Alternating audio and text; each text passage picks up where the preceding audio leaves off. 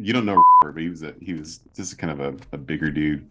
And I think I had a line in there like it was, thanks for taking the time to put together this event and stop throwing barrels at Super Mario.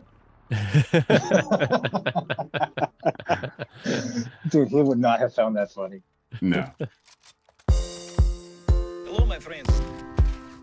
Thank you for joining us for the PEBCAK Podcast, a weekly information security show featuring some all-around good people. It is week 3 of 2023.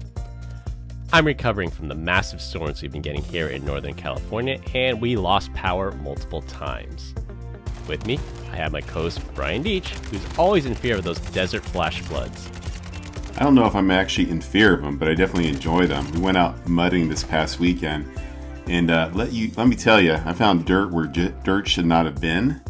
And on top of that, we went into one particularly shady area in the Razor, and there's such a volume of water that came in and mud upon us was just amazing, right? But it was really, really cold. But the downside, I went to go take a shower and I found a toothpick and some red yarn in my beard, so that was kind of strange. And then a couple days later, we went back out, and the driver's side, like near the footwell, was like a wet blanket that somehow it must have been in the water that we drove into, and it splashed up. I had no idea. Like, there was just so much mud and chaos, but it was a good time. There's a literal wet blanket in there, and you didn't know about it. Yeah. Yeah, he sent us some pictures in the group chat, and that mudding was no joke. That was some legit mudding. It's fun. Good for your skin, though. Oh yeah, feels so hydrated. Mud bath. No Glenn this week. He has a literal swimming pool at his house due to the massive storms we've been having. Hope to have him back next week. Coming in clutch, we have our 4th host returning this week, T-Ball. Hey, Mr. Deach, Mr. Louie, thanks for having me. Appreciate it. It's great to be back. Great. Now everyone knows my last name. Thanks a lot. It's Silver, right? Duke Silver? Something like that. Combined, we have decades of information security experience and here not just to educate, but entertain. We've got 4 fantastic stories for you this week, so sit back, relax, and enjoy the show. Another reminder, check out our YouTube channel, youtube.com/@PEBCAK Podcast, and a reminder to send us your Ask Me Anything questions for our 100th episode, which is approaching quickly. This week, we're going to close the loop on TikTok and ChatGPT. Open with the host 2023 nicknames. For our first story, we're going to cover a romance scam with a twist. Next, we have a story inspired by the movie Office Space. For our third story, a ransomware gang follows its moral compass. And close with AI judging your alcohol choices. $5 says... Programming note. Oh, I'm going to interrupt you, Chris. $5 says Todd Morton has no idea what Office Space even is. Oh, also you gave away my last name. Nice. I do, in fact. Oh, you actually did sit down and actually watch a movie and stop lifting the heavy weights. All right. Who knew? I just lost $5. It has been a decade or two, but yes. If you're in IT, you've seen Office Space. We can assume that. If you've been in corporate America, you've probably seen Office Space, not just IT. Precisely. Well, I guess... Yeah. It does apply. Yeah, Peter's character, Ron Livingston's character, is in IT. Yeah, you're right. But I think it does apply widely to corporate America. Yeah. Agreed. 2 of these stories were posted by our coworker, Sandy. So shout out to you, Sandy. Thanks for the fun stories this week. Closing the loop this week, January 10th, 2023 marks the end of extended service updates for Windows 7. We'll once again have to pour one out for our old friend Windows 7. Bye, Windows 7. Oh, See you later. Every once in a while, I get customers that still ask, like, hey, do you guys support Windows 7? I'm like, oh, really? You guys make money in life? I'm like, I can't believe that. Yeah. It was fun. It was fun while it lasted. You know, we had Vista. That was a huge miss. We had Windows 8. That was a huge miss. Terrible. It was XP, 7, and 10. What about Windows The only ME, usable. baby? That was crisp technology right there. Windows Millennium 95 Edition. changed, yeah, my Windows 95 changed my life. I'm not sure how, but it did. Yeah. From 3.11. Oh boy. I think my first introduction to Windows was probably Windows for workgroups. What about you guys? Yeah. Windows 3.1. I think that was my intro. I think I was. Yeah, I think I was on before that. I think I was on 3.0. I remember DOS. So it's DOS 6, and then Windows 3.0 before they made it good with 3.1, and then 3.1.1, which was their service pack. I definitely dabbled in the DOS days, that's for sure. I remember my mom's like, she's like, well, you can do DIR, and then she's like, you can look around for stuff. I was like, all right, and that just cut me loose. It was like a crazy man looking for executables. Yeah, and the rest is history. Yep. Mm-hmm. A report from The Record states that the U.S. House of Representatives banned the Chinese-owned social media app TikTok from all their devices. So a TikTok ban is slowly but surely making its way across America. I'm so happy to hear this. I mean, not like they work that much anyways, but, we'll probably recoup a couple hours here and there that they won't be screwing around on their devices anymore. And there won't be Chinese spies on their devices. You think they just probably sit back and laugh? Like, these idiots trying to approve these rules. 1.7 trillion. Yep. That's 13 zeros, right? Is that what you said, Chris? That is a lot of zeros. Yeah. Lastly, we have two intersecting stories. The first is that students are using ChatGPT to write their essays, and it's defeating all the anti-plagiarism software professors are using.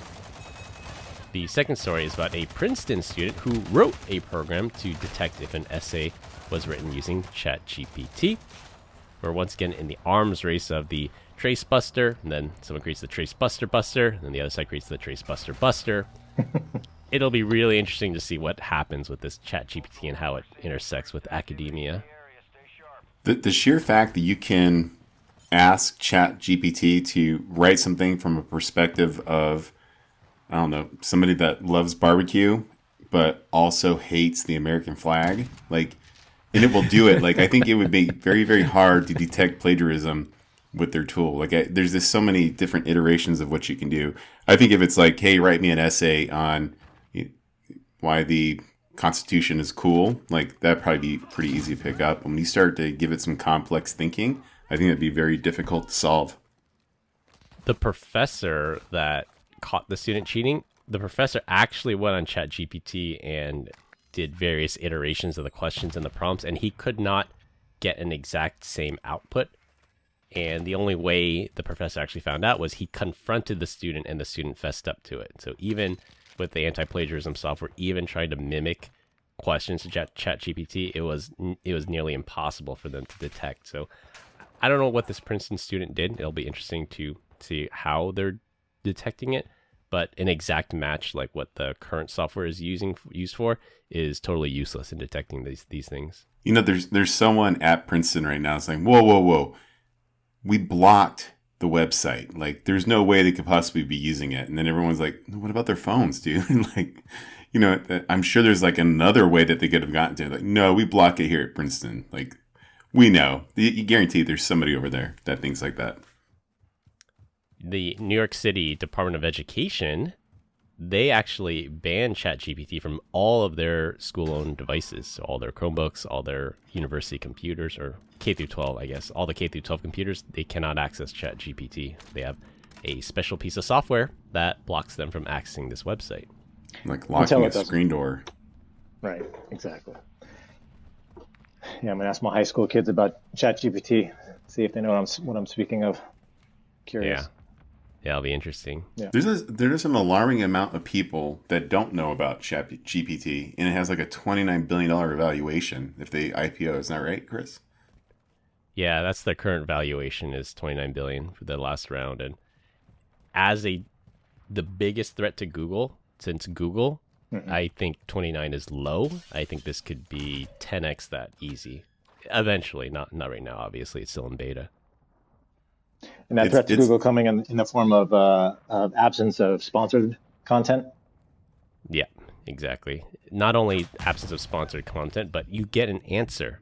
If I do a Google search for a question, that takes me to a link that has the answer, and I have to Control F it to find the answer. Right. ChatGPT, I just ask it a question, it gives me an answer, and that's it. Oh boy.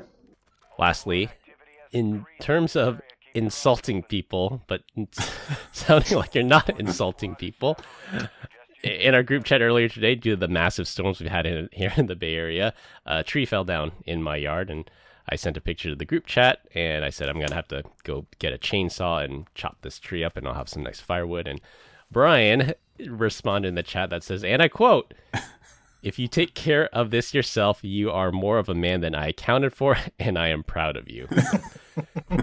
Talking about how to insult people without sounding like you're insulting them. I don't know how I should feel about that, Brian, but I'll show you the picture of the firewood once it's all chopped up. Wow, I'm impressed. Yeah. That's a big tree, though. I'll give you credit. That's going to be a little bit of work for sure.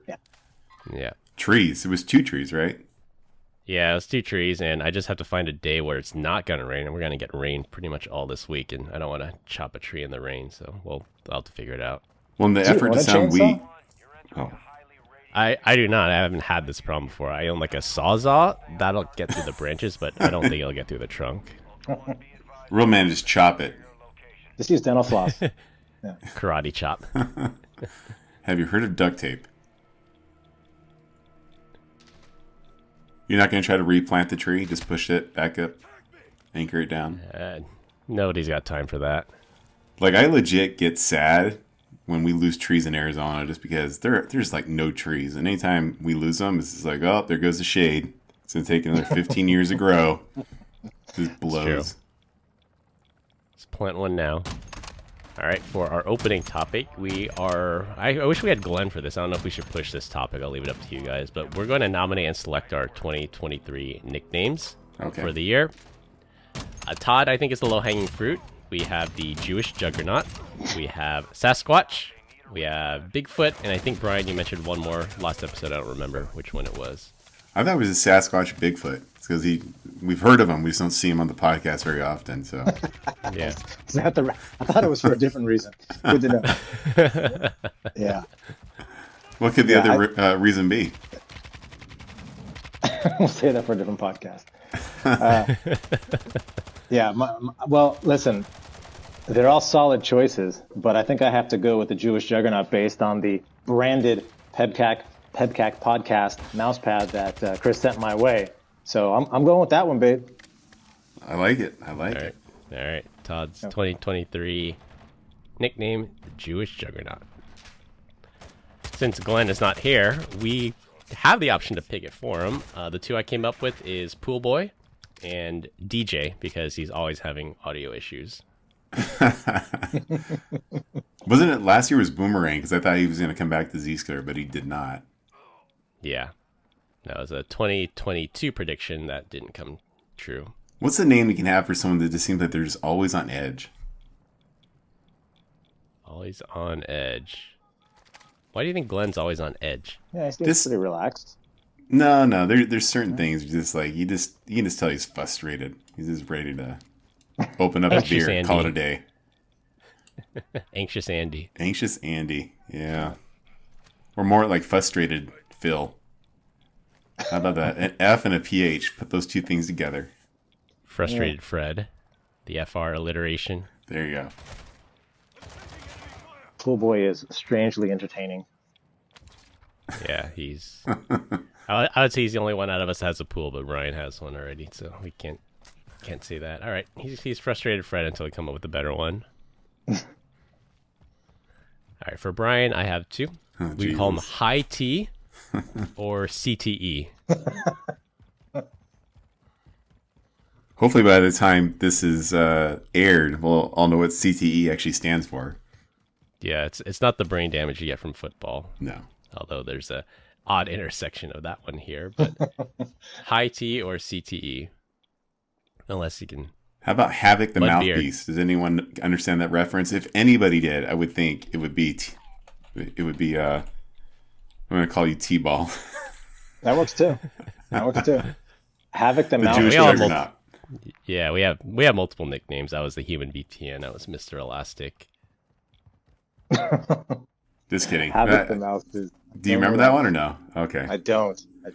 It was there was a group of rappers. I think it was called South Central Cartel. One of the guys' names is Havoc the Mouthpiece. Don't ask why that came to my mind today. I'm thinking this year maybe I'll go with something like Little Lethal, Blade, maybe Phantom, Crusader. I don't know. What do you guys think? I think we can. I think you're onto something with Havoc the Mouthpiece. Yeah, I like that too. I think that works on several levels. All right, Havoc the Mouthpiece. There it is. All right, and since we don't get to pick our own nicknames, I left my section blank, and I'll leave it up to you two. Mr. Inappropriate, for sure. I'm the inappropriate one Yes, on this always you. podcast, Brian. Not on the podcast and in real life. You'd be sending out some risky stuff. Yeah, I have some thoughts, but no, I'm gonna keep those to myself for now. All right, well, I reject that nickname because I'm 100% appropriate on the podcast. You'll have to come up with something better. How about ADD, Amazon Delivery Driver? ADD works. That works on some levels as well. How about we just call you? How about we just call you Bros? That's it. Bros. Yeah, we need a clever nickname.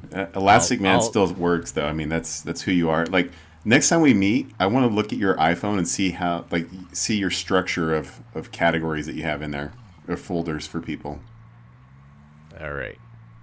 So I will accept ADD for now until something better comes on. And we'll get Glenn's input on this once he's back, too. Okay.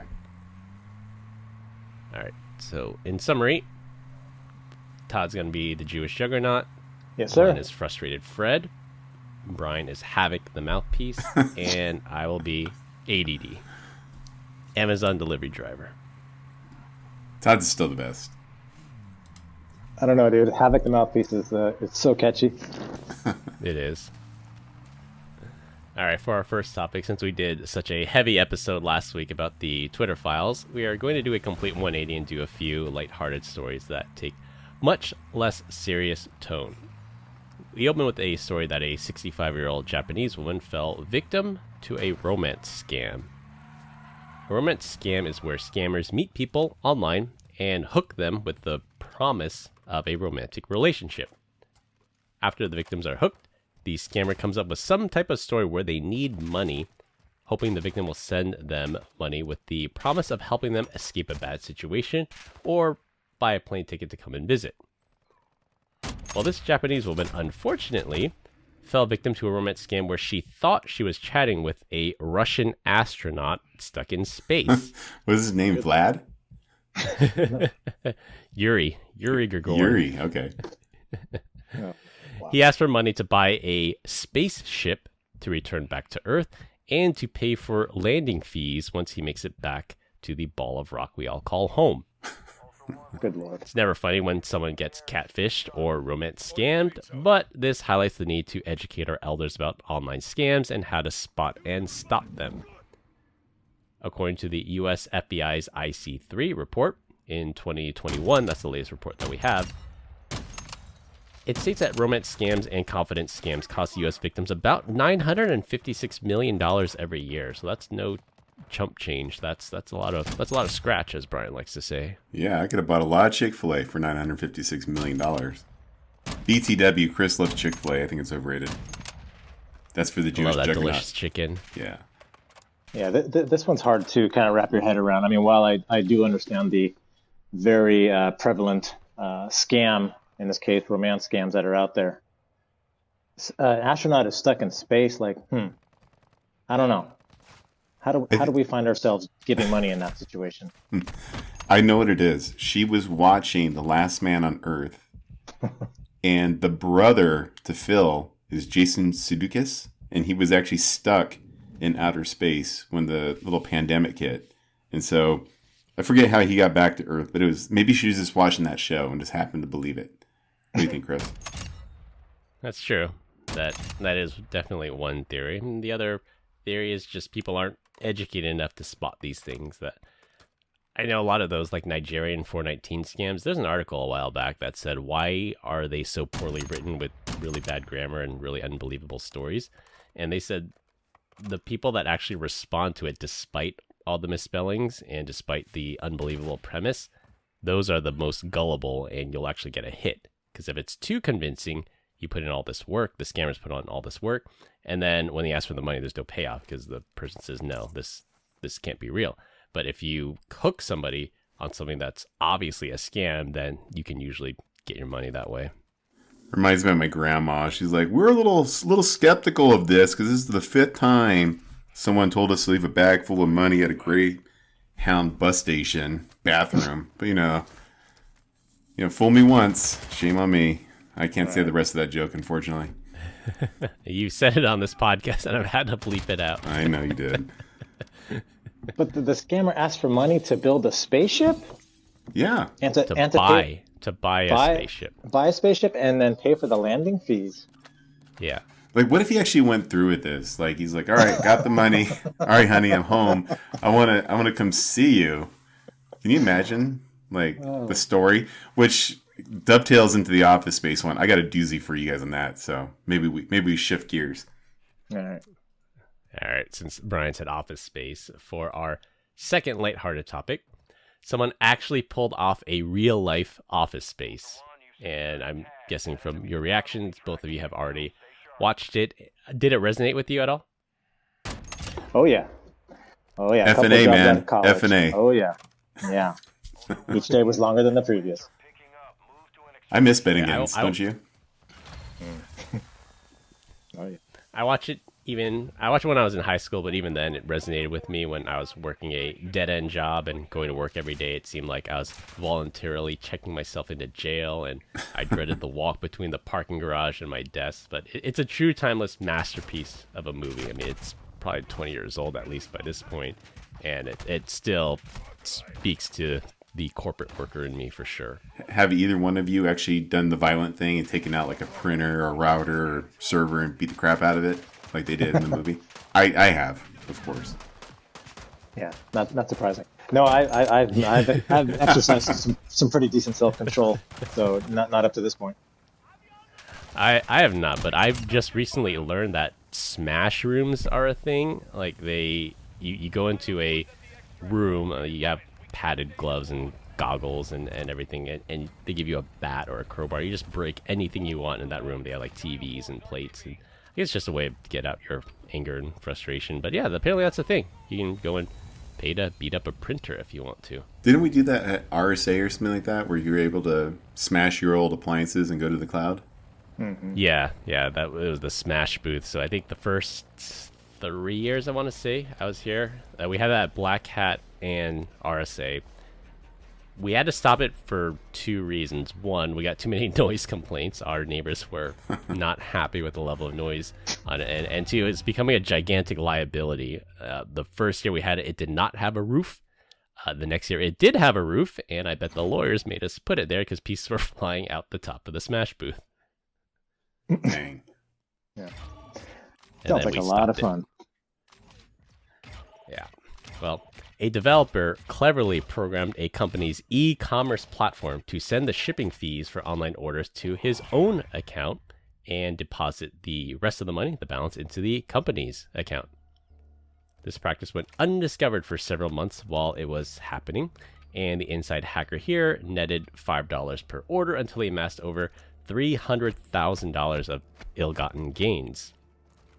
The thief was caught with a file on his laptop called Office Space Project.doc, which outlined his scheme to, quote, clean up evidence by manipulating audit logs and disable alarm logging. Can we get the world's dumbest criminal up front, please? Jesus. So I don't know if this falls... So there are really stupid criminal stories, like the guy that tries to rob a coffee shop, but all the off-duty police officers are there. Like, that's truly stupid. This, I think, was clever. He just didn't do a good job of covering his tracks. Poor OPSEC. Well, whatever the hell they were selling is good. I mean, that 5 goes into 300,000 like 60,000 times. Whatever they're selling, it was moving off the shelves. Must have been toilet paper, unfortunately, during COVID. Probably. Yeah, you got to give him credit, though, for his creativity as far as only just nipping off a $5 chip instead of something that might cause more alarms to go off. So I think 5 is pretty high in online retail, to be honest with you. I think you should have gone smaller. Yeah, I think that's how they got caught. They discovered that the amount they were receiving for shipping was way off than what they should have had. So if he took like $1 off each transaction, they probably might not have noticed as much. But since he took the entire shipping fee off every order, I think that threw up the red flag. It won't happen. So years ago, my wife's like, hey, we need to go hang out with Crystal and her husband, and they're fun people. And I'm like, great, I have to go be friends with someone else's husband now. And so we go out to dinner, and we're doing the whole like, hey, how'd you guys meet? And whatever, and stupid stories. I didn't really care. And then Crystal's like, oh, well, Brian's in IT. You should tell him your story about when you hacked the bank. I was like, oh, go on, say less. He proceeds to tell us the story, the entire plot line of Office Space. And I'm like, Superman 3. and I'm sitting there like, I'm like, are you flipping kidding me? I'm just looking at him like, dude, I know you're lying. And he knows that I know, right? But his wife, who has no interest in the movie Office Space, nor did my wife have any clue. I'm like, I am flipping out. I'm like, there's no way. Like, this is just crazy. So we come home. I tell my wife, I was like, here's the show. I'm like, this is the entire plot line. She's like, no way, let's watch the movie, guys. I want to see. So we sit down and watch the movie. She's like, I can't watch this movie. It sucks. I'm like, no, you suck. Like, this is a great movie. She's like, I'll take your word for it. And so then she proceeds to tell Crystal, and then Crystal watches the movie, and then they get divorced. This story ended terribly. Oh, wow. Wow. I'm just kidding. They didn't get divorced. I don't think we actually ever told Crystal what was actually going on. But talk about a giant red flag. Like he was convinced, like no one else, and like this is a cult movie that no one's ever heard of. But I knew about it. Yeah. Yeah, it's like one of the most popular movies of all time, at least in corporate America, and I'm sure in other industries as well. How did he think he would get away with that? And right. I was gonna say you should have started making comments like, oh, is there a guy named Milton there that is obsessed with the red stapler? I think he did bring up the red stapler. Like, yeah, man. Well, what would you do if you had $1 million?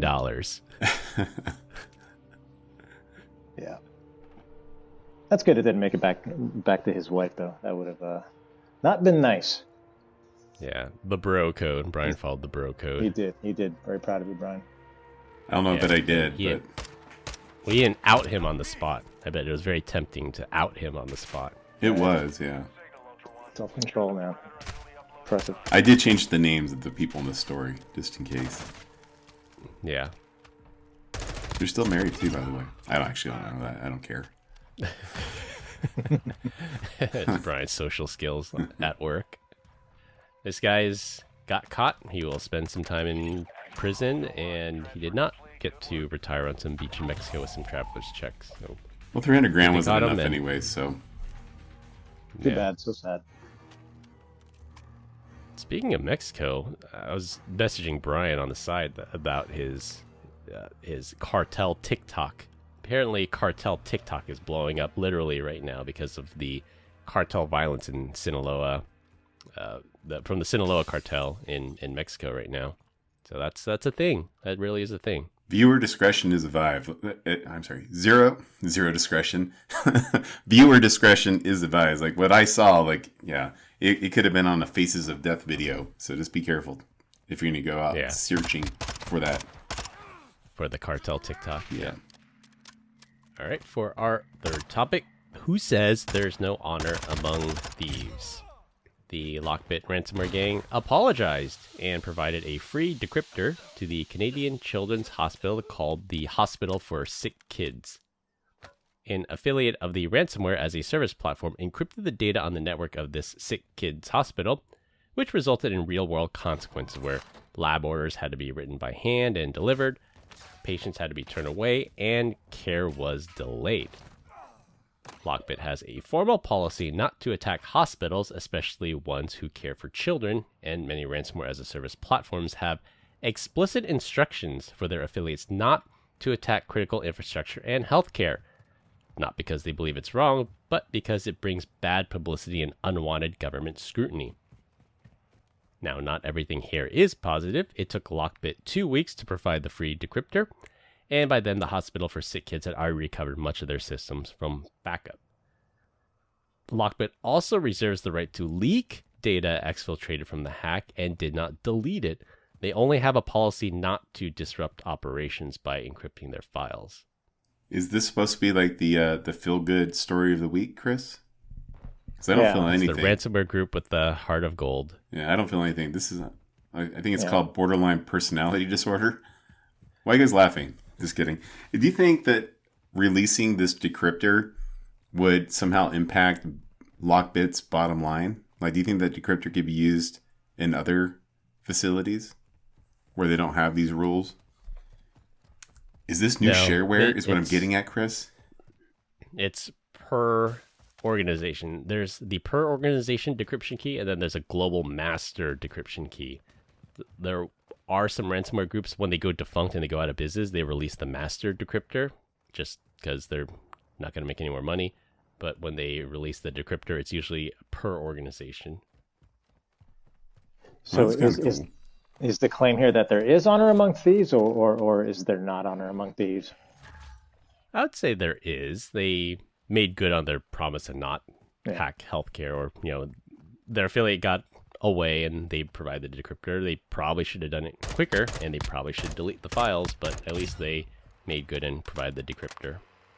All I know is if I'm walking down the street and let's say my kid's with me or my niece, someone small, and a dog comes up and like mauls my niece, what we're gonna do with that dog, right? You gotta put it down. Yeah. If LockBit, not LockBit, I'm sorry, whoever attacked this children's hospital, right? Poor kids. Like, I'm sure we can penalize them, but I'm on the same boat of the dog. I think if you capture these fools, we gotta put them down. I don't see why not. They're just gonna keep going around hurting people. What do you think? Am I a little too hard, a little too rough around the edges there, Chris? Yeah, they gotta punish them. This can't go unpunished. I think ransomware in general should be punished, but if you attack healthcare, specifically healthcare for children or healthcare for cancer patients or something, I think there should be an enhancement to their sentence if and when they're ever caught. What if there was ransomware for like the GOP or the DNC? Is that like a free pass? Just hit them both at the same time. Yeah, just sit back and watch these guys. I'm sorry. Okay. Is there anything that you would be on board for, like for ransomware? Oh, I'm sure there's things that fall into that. Yeah, I think the closest one might have been, was it Travelex? That's that currency exchange company that you see at airports that charge exorbitant rates and fees. And I remember there was someone on InfoSec Twitter, I can't give proper credit because I don't remember who said it, but they said that it's criminal to hack and encrypt Travelex, and then someone replied, it's like, well, the fees they're charging are criminal. Something along those lines. I didn't get on board. Like, I'm sure this could never happen because I don't think the KKK actually uses any technology. But if they did, I'd be in favor of that one. Yeah, that'd be something like 8chan or one of those. They bill themselves as free speech, but they're just hate speech platforms. Think like 8chan, and there are probably some other ones that are pretty bad. Kiwi Leaks. That's the one. Kiwi. It was Kiwi something. That was also pretty bad. That they were doxing people to target. That's something I could get Kiwi behind. Farms, I think. Right. Doxing or swatting, I think those would be two ones that I'd get behind as well. Or is it the same thing? I don't even know. Is it? No. So doxing is the act of giving away someone's address in the hopes that something like swatting happens. Swatting is send them over there, right? You send the SWAT team over there, and there's a special on Netflix that talks about the unfortunate swatting incident. I think it was in Kansas where two people got into an Xbox argument over Xbox. Someone said, come at me, bro. I live at this address. Gave some total random address, and unfortunately, the guy that lived at that address was murdered or killed. Accidentally killed by the police. It's actually, I remember when the story came out, but this documentary dives a lot deeper into it. It's a lot darker than I expected it to be, but interesting nonetheless. But yeah, swatting bad, doxing bad, unless it's doxing the criminals. Wow, that thing just went dark. Good job, Yeah, Chris. this just went depressing. All right, so let's try and elevate our mood a little bit our last topic, and it'll be a rotating topic every week. This week, we're going to talk about a story sent to us by our colleague Alex from the Australian newspaper. That developers are designing an AI system that can analyze your voice to determine if you've had too much to drink. For blood alcohol levels of 0.05%, it's about 75% accurate. And for a BAC of 0.12, which is well over the legal limit here in the US to drive, it's over 80% accurate. It serves as a good proof of concept, and I like the potential applications here. Many people who drink overestimate their skills and underestimate how alcohol has impaired their ability to drive. So something like AI to detect changes in speech patterns could be a more accurate sobriety test rather than walking a straight line or touching your nose. There's a ton of Oh, I'm going to interrupt. Okay. Where do you want to go on? You go. Man, I think that this could actually work because there's a ton of videos out there, whether it's TikTok or Reels or whatever Facebook calls them, where it's like, me after one drink or me after one mimosa. Have you guys seen any of those videos? And then they proceed to drink like 5 or 6. I only know this because I saw one. It was terrible. Homegirl's like, me after one mimosa. And then she's like, on 6. And then the next thing you know, they show her like out in the parking lot and she's like on some dude's shoulders. And then the next video is her where she had fallen down and lost all of her front teeth, and she's just like smiling and she's completely wasted. I'm like, yeah, I think AI can pick up on this one. Like, I think chatbot would have been like, oh, she's gonna lose her front teeth after like the 6th mimosa. I'm like, what are you talking about? And then just fast forward to the future, and yeah, she's this over here sitting there like gummy, wishing that she didn't have so many dang mimosas. Yeah. Yeah, the thing I was gonna say is the field sobriety test that an officer can administer out on the road, like they can engineer a test that even a sober person would fail. Like if I asked 100 sober people to stand on one leg and recite the alphabet backwards, I bet that would have an 80% or less pass rate. Yep. But with all things AI and ML, the more data it's fed, the more potential there is to perfect the system. What do you think? Should this be a field sobriety test? Should this be an app on your phone? Do you think it's good that we're using AI this way? This is one of the AI things I think I can probably get behind.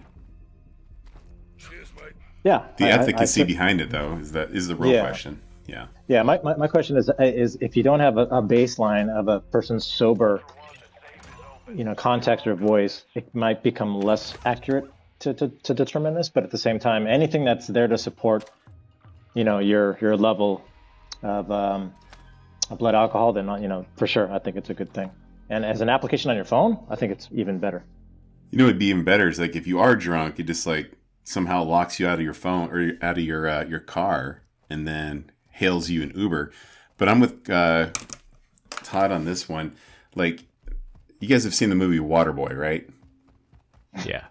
Everyone in that movie would be classified as drunk, just based off of that southern thick accent that they had going on, especially that one dude where you had no idea what he was saying. Wow. Brian, I thought you were about to just get serious and deep for a second. And you're all, you guys seen that movie Waterboy, right? Like, serious and deep. Have you seen the documentary Dodgeball? That's also... If you can dodge a wrench, you can dodge a ball. Is that actually considered to be a documentary? It's not, is it? No. Well, sometimes like you a movie by it's Dodgeball, and then you find out it's like the unlikely story of 2 idiots playing dodgeball. And you're like, I didn't know it was the whole thing. Like, that's kind of cool. Yeah. Nobody makes me bleed my own blood. Did you guys ever see the Reno 9/11 skip? Not skip, but the clip where he pulls someone over and he's like, do this, do that. And he's just killing the thing. Says the alphabet backwards and just does it like super quick. Have you guys seen that video? No, I haven't seen that one. Oh, all right, I'll have to find it. It's funny, and then just kind of gives it away at the very end. It's like, I'm drunk. I'm like, okay. Well, I guess I am pulling you over. I'm with you guys. I can say the alphabet backwards to save my life. I think I'd start with Z and be like, just take me away. Hey, I don't know, did you guys know this? That if you refuse to give your blood for the test, they can actually... The breathalyzer. You're like, no, I'm not doing the breathalyzer. They can actually do a court order to get a blood draw from you. And in Arizona, if you do that, you automatically lose your license for, I believe, 2 years, and you get to go spend the night in jail. So they can get a warrant for your blood. Interesting. Wow. I've heard, so this is all purely anecdotal. Okay. This is not legal advice or anything, but I've heard if you refuse the breathalyzer, they have to drive you to the station to take your blood. And in that time it takes to drive you to the station, you might metabolize it quick enough to get it out of your system.